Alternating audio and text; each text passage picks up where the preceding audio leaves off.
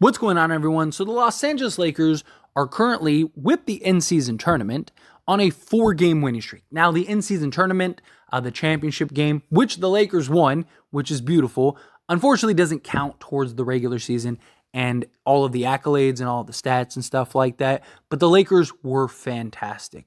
They ended up winning this 123-109, even with what seemed like the refs doing everything they could to keep the Indiana Pacers in this. The Lakers should have just absolutely blown the Pacers out.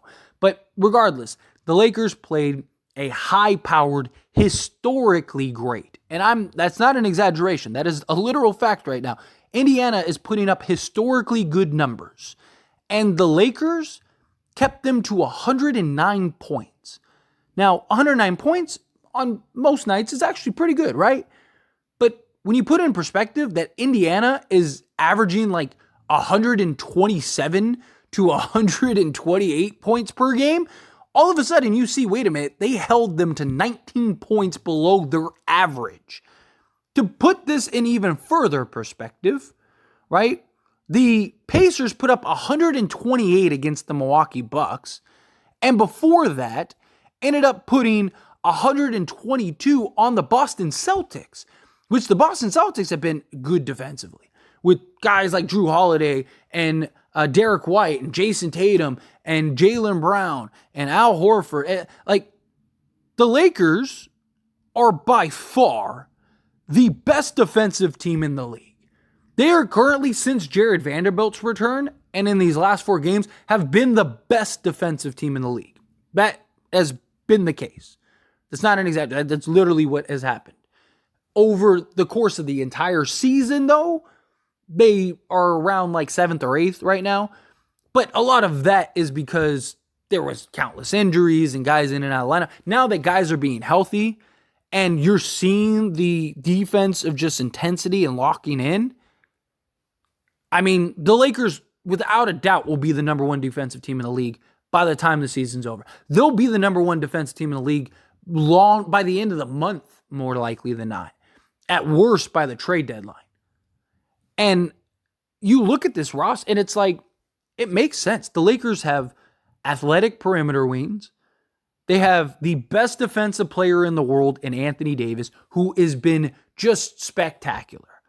A lot of people, get down on AD at times, and all of the silly talks are like, oh, Lakers need to trade AD. You're not trading AD. AD is, yes, does he disappear on offense at times? Does he have bad offensive games and sequences? Absolutely.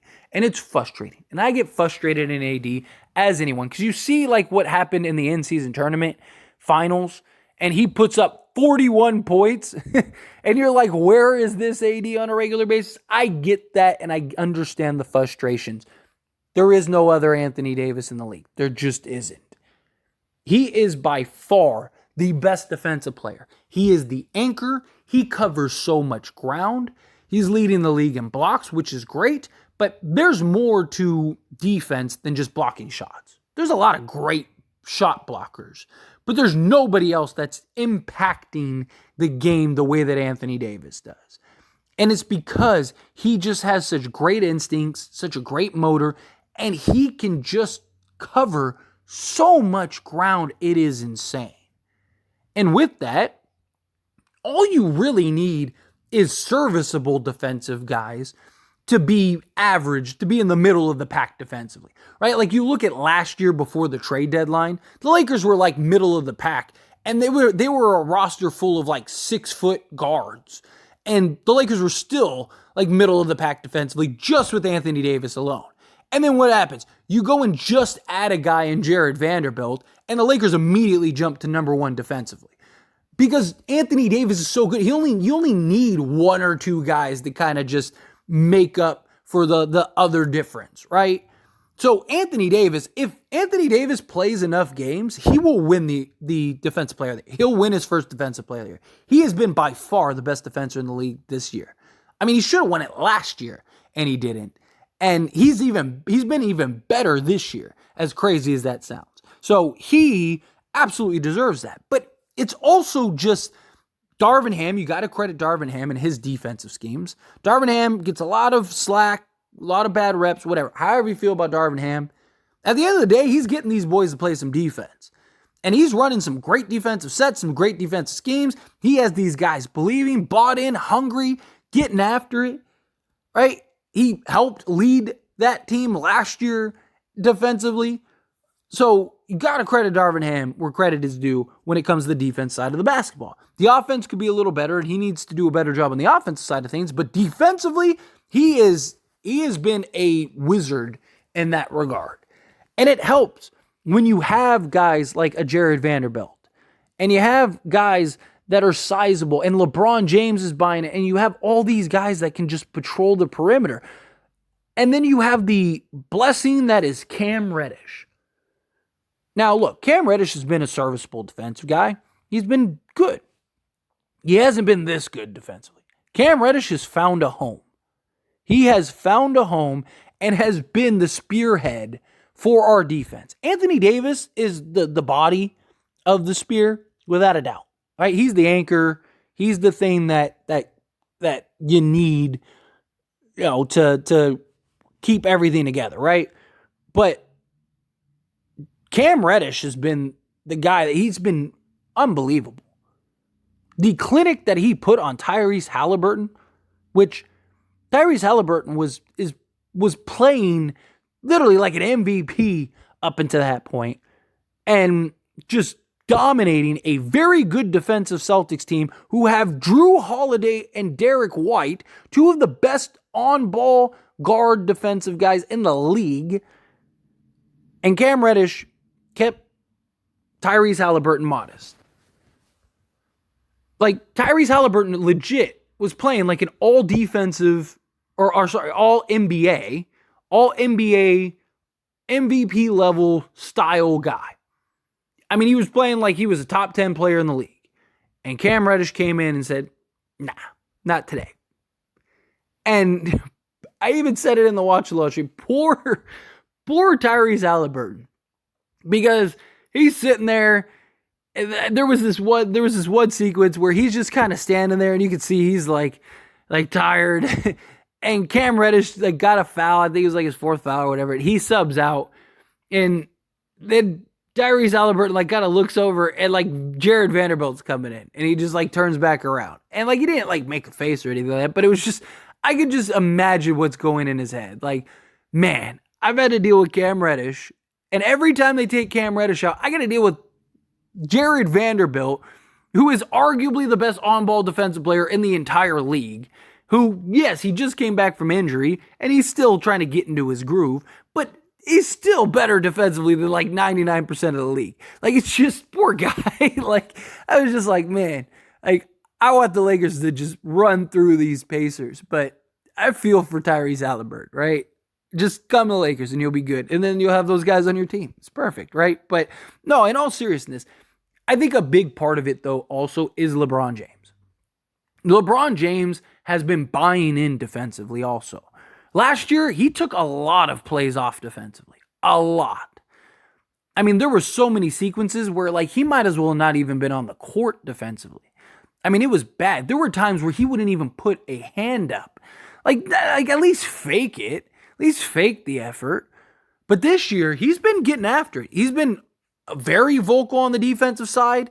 He has been working hard on the defensive side. He's been switching. He's been getting after it. I mean, he was guarding guards. He was guarding big man. He's been getting after it on the defensive side of things. And when you have your best player and your leader and your guy that you look to basically be your savior at times, and he's locked in, focused, and getting it done on the defensive side, guess what? You're going to end up buying in also. A lot of the lack of effort early to start games. LeBron James was in. The Lakers were historically bad first quarter team. They were the worst in NBA history at one point. They've cleaned it up tremendously, but they were literally, not an opinion, literally the worst first quarter team in NBA history. LeBron James was in that starting unit. So LeBron had a part in that also. And he has been more assertive. He has been getting after it better defensively. And it has led to guys picking it up. And I talked about that. And I had people say, oh, you can't. Yeah, he has to. He is the leader. I don't care if he's 39 years old in year 21. He has to. He is still the best player on that team. He is still the most consistent guy on that team. He still is the guy that everyone looks to. And yes, he still will take moments off. He'll still take plays off. But he's the engine to get everybody going. And then once everybody's going, then he can kind of take those moments off. Right? We even saw in the Pacers game, there was a couple sequences where he just basically took the play off. Right? But it didn't matter because the other guys already had it going. So LeBron's got to be assertive. And when he buys in and he locks down defensively and he's getting after it, it gets everybody else pumped. When he was getting those steals and reading those passing lanes and just getting out in transition, all of a sudden the game was over. That's not a coincidence. When your best player is the guy that's leading that charge, it's not a coincidence. We have ridiculous defensive talent. And that's with like Austin Reeves being atrocious defensively. I mean, Austin Reeves has been like, can't even defend his shadow bad defensively. And the Lakers are still been ridiculous. I mean, D'Lo has actually been pretty good defensively. He's not like elite defensively, but he's actually been very good defensively. He had a great defensive game in that Pacers game and in the Pelicans game. Like, I mean, great. He was causing turnovers. He was disrupting lanes. He was staying in front of his man. He was forcing difficult shots. I mean, go watch, like, if you don't believe me, go watch the watch along streams. And watch how many times I'm in those streams going, good defense, D'Lo, get it, D'Lo. There you go, good stop, D'Lo. Like, he was getting after it. He has been working hard on the defensive end. And I love it. So when you have him getting after it on the defensive side, you have Cam Reddish, who's basically been the best on-ball defender in the league this year. And then you have Jared Vanderbilt, who is one of, if not the best on-ball defensive players in the league this year. And that's not counting Gabe Vincent, who has missed pretty much the entire season. And he is one of the better on-ball defensive guards in the league. Right? You add in all that, then of course the Lakers are going to be very good defensively. And you have a guy in Taurean Prince who's a good vet guy who's got good size that can defend. The Lakers have the size, which has been a problem for everybody. The Pacers, they didn't know what to do. They couldn't handle the size at all. Lakers are big. They're athletic out on the perimeter. Like, they are everything that they weren't last year. Right? Literally. Like, the Lakers last year, like I said, were a bunch of 6-foot guards. And this year, they are a bunch of 6'8" wings that are all able and capable of defending multiple positions, so they can run different defensive sets. They can run different defensive looks. You have multiple guys that you can throw on multiple players, right? So when you have those games like against Jaylen Brown and Jason Tatum, you can throw a Vanderbilt and Reddish, or you have a game against Kevin Durant and Devin Booker. And that's not counting Max Christie, who's been fantastic. He deserves some love. He's been great defensively. So Cam Reddish has been the big thing. Like, I need to do another video on Cam Reddish, definitely. Like, I really do. Because he has been one of the big concerns for the Lakers this year was, like, who would be their point of attack guy. Cam Reddish has been that and then some. You know, it was like, okay, Gabe Vincent is probably going to be that guy, but how much does he play? He's also undersized, right? You need like a more sizable guy. And it's like, okay, Jared Vanderbilt's definitely going to be that guy, but like the Lakers really need somebody else. And it was like, the Lakers are probably going to have to trade for that. And then Cam Reddish came out of left field. And it was like, oh no, you don't. We got Cam Reddish now, which is huge. And then Jared Vanderbilt is only going to improve. He's only going to get better.